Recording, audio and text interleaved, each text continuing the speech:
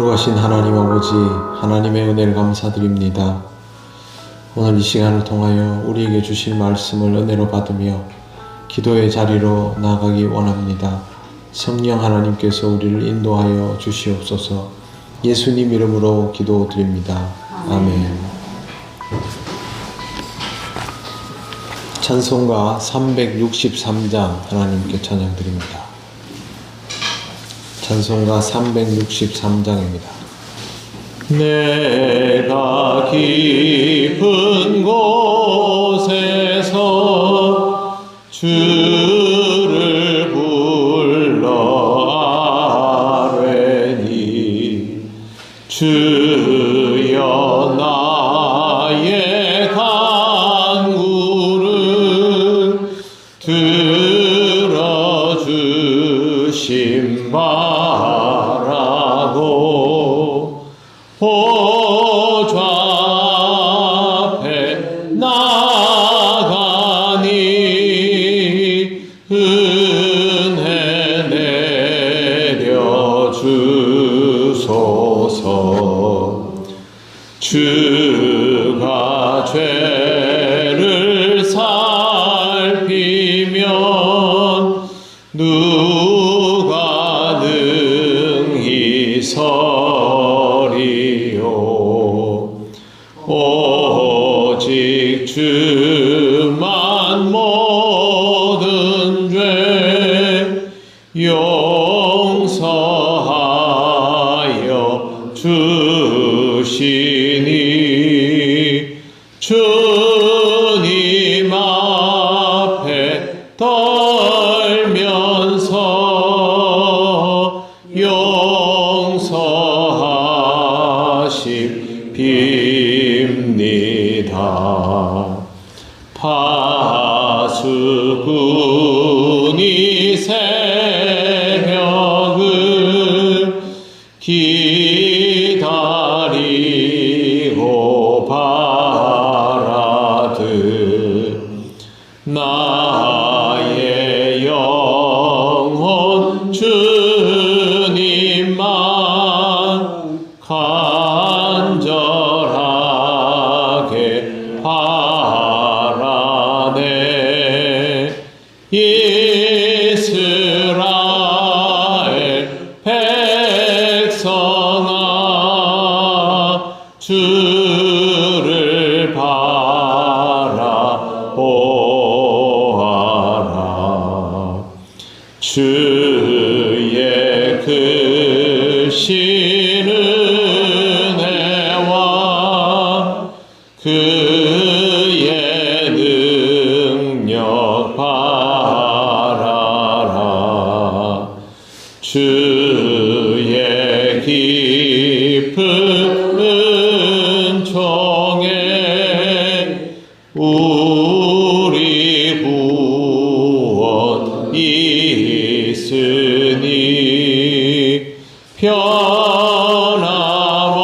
변함없는 주님만 믿고 기다릴지라.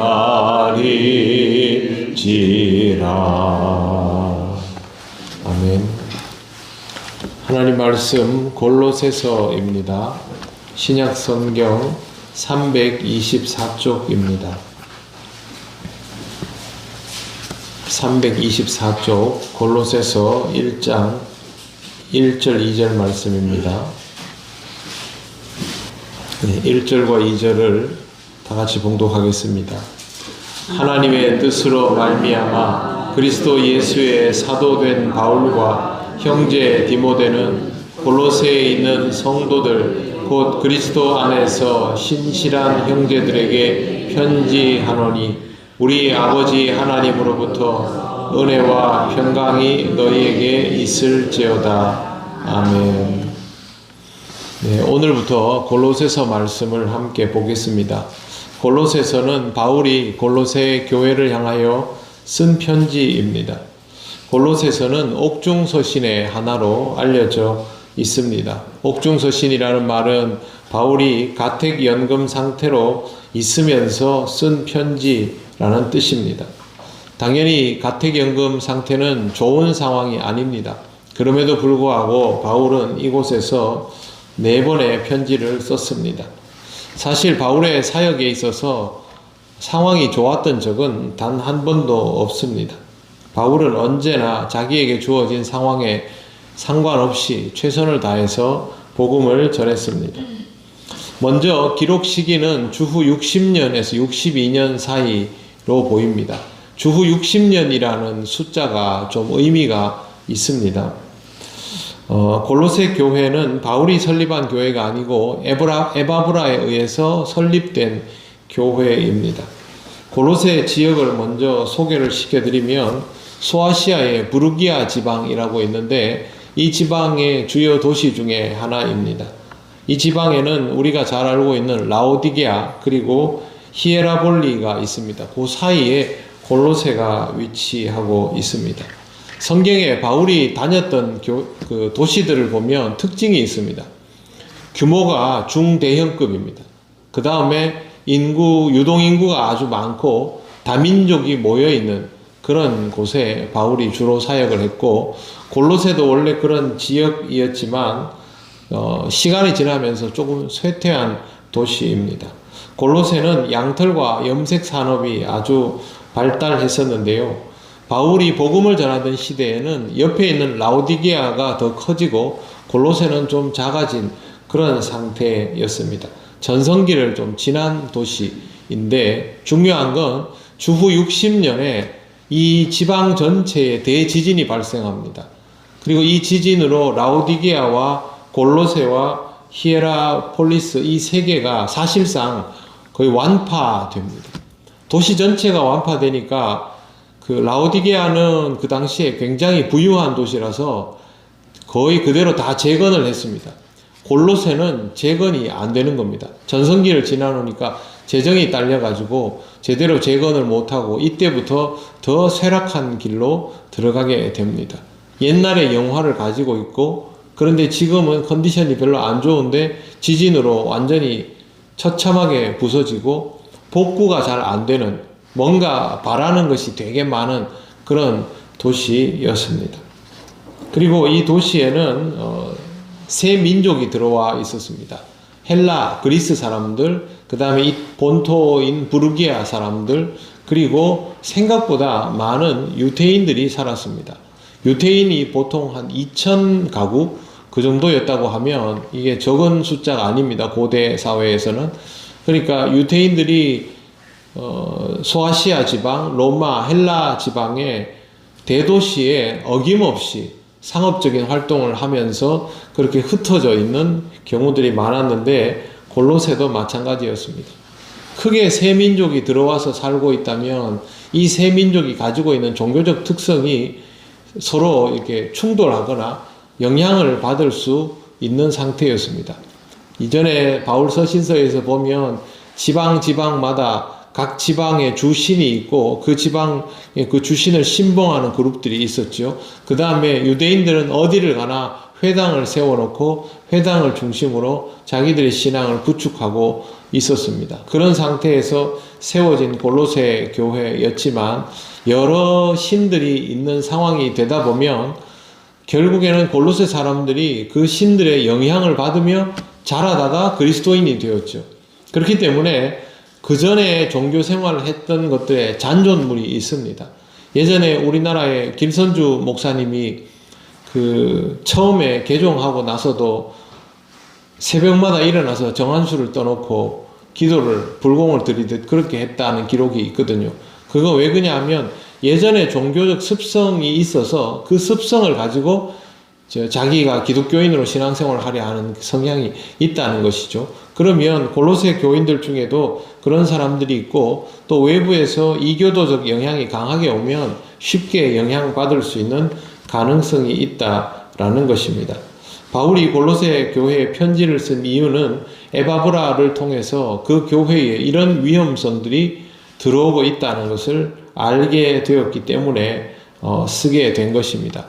그리고 바울이 오늘 이 말씀 우리가 읽은 본문 1절을 보시면요. 편지를 하는데 자기 정체성을 이렇게 밝힙니다. 하나님의 뜻으로 말미암아 그리스도 예수 안에서 사도된 바울이라고 분명하게 밝히고 있습니다. 사도라는 말은 교회의 정체성에 대한 설명에서 굉장히 중요한 표현입니다.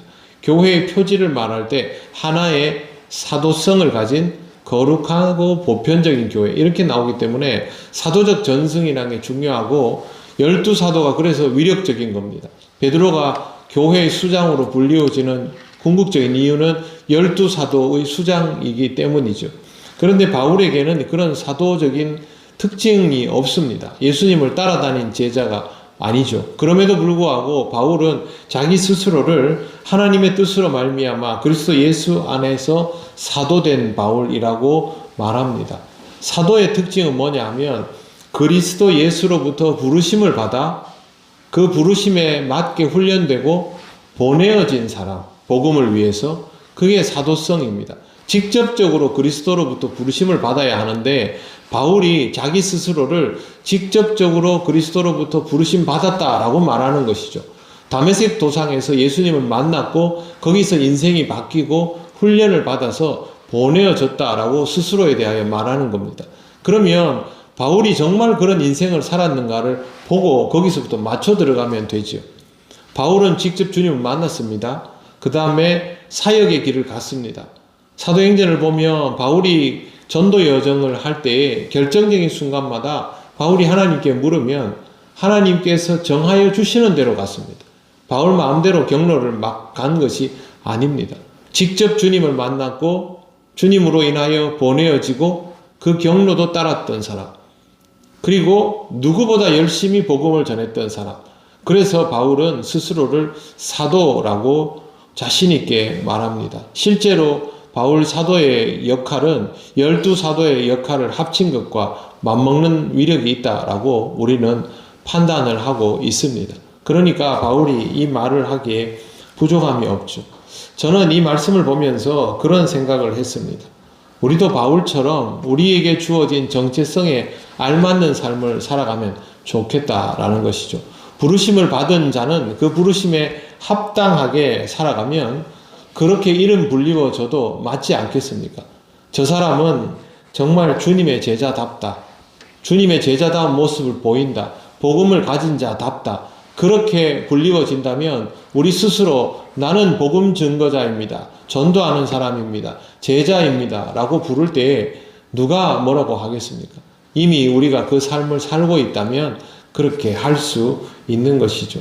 그래서 여러분, 하나님께서 나를 부르신 그 부르심에 합당한 삶을 살아가실 수 있으면 좋겠습니다. 오늘 기도하고 하루를 시작하실 때에도 하나님께 그렇게 구하고 하루를 시작하시길 바랍니다.